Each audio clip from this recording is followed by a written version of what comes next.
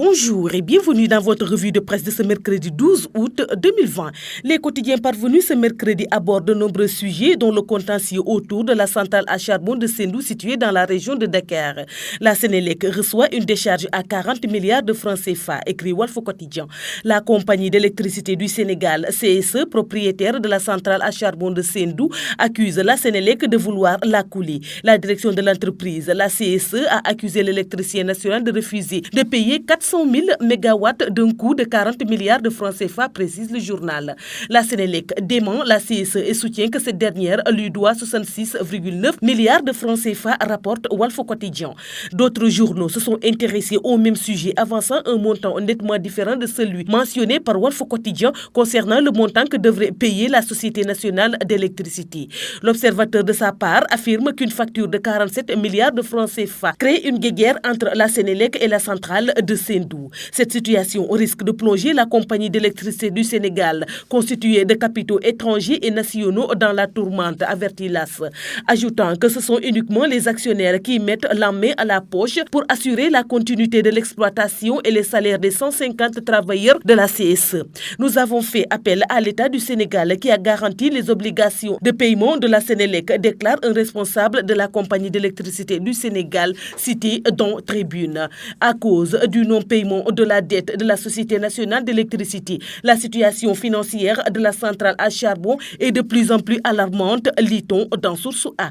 Le quotidien, quant à lui, s'intéresse à la démission du président du conseil d'administration de l'hôpital Dalal Jamm de Dakar, outré par le financement d'un centre de greffe de moelle destiné à cet établissement hospitalier. Le PCA a rendu son tablier pour montrer son désaccord avec les orientations prises dans la gestion du centre hospitalier, explique le quotidien. Selon l'Observateur, qui cite le directeur du même hôpital, cette démission survient à 13 jours de la fin du mandat du PCA. Une démission qui fait désordre, écrit le même journal. Vox Populi est préoccupé par un décompte macabre. 16 Sénégalais tués à l'étranger en 8 mois, assassinés ou morts dans des conditions suspectes entre le 16 janvier et le 9 août. Il allonge une liste déjà très longue, indique le journal. Le Soleil, quant à lui, a cherché à en savoir davantage sur la carence de la formation au sein des partis politiques sénégalais. Les écoles de formation des militants des partis ne fonctionnent pas correctement à cause de la rareté des ressources financières, lit-on dans le journal.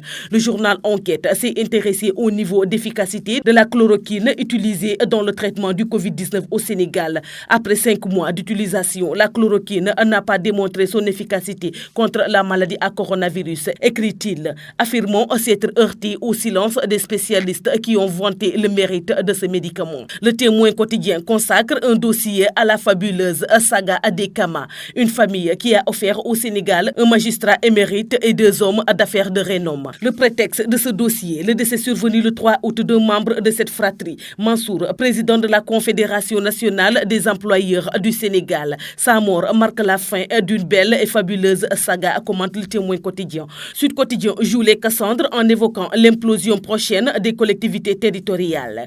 Le retard de la deuxième phase de la réforme des collectivités territoriales, qui devait démarrer après les élections départementales et municipales de 2014, a fini de plomber l'existence de certaines collectivités territoriales, écrit Sud Quotidien. C'est tout pour votre revue de presse de ce jour. Merci de nous avoir écoutés. Au revoir.